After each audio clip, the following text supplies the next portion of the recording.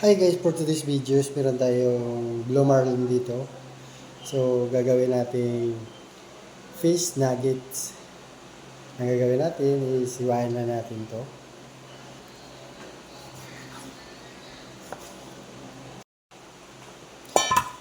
Yun nga guys, dahil natapos natin hiwa ang ating isda na blue marlin. Ilagay lang natin sa mixing bowl. And then, maglagay lang tayo ng garlic salt. Ito siya.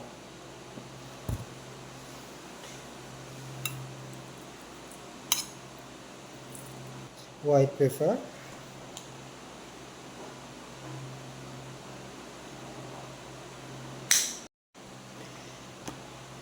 At i-mix lang natin. Marinate muna natin sandali.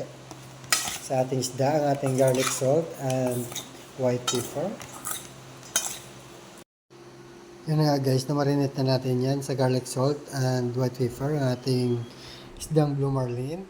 Meron tayong breadcrumbs and harina or all-purpose flour, tsaka 3 itlog.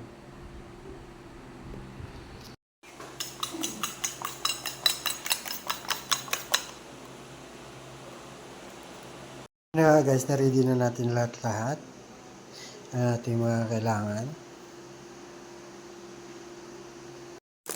Step 1 is ikot lang natin yan ng harina ang ating isda at ilagay sa itlog.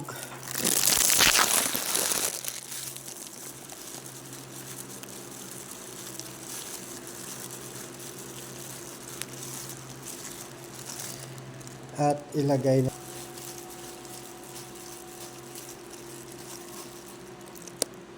set aside. So ulitin lang natin yung proseso. Yun nga guys, natapos na natin coat ang ating isda sa ating itlog, harina at breadcrumbs. So ipa-fried na natin to. Nagpainit lang tayo dyan ng mantika sa ating kawali. So pa-fried na natin yan one by one ang ating fish nuggets.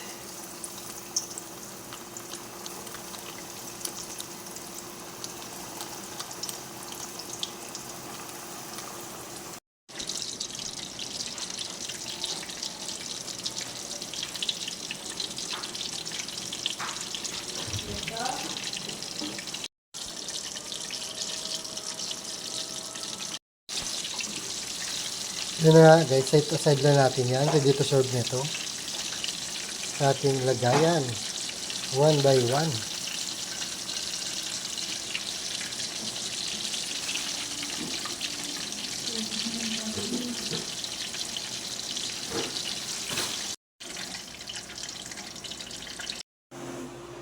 At ito na guys yung finished product natin na ating fish nuggets. So tikman natin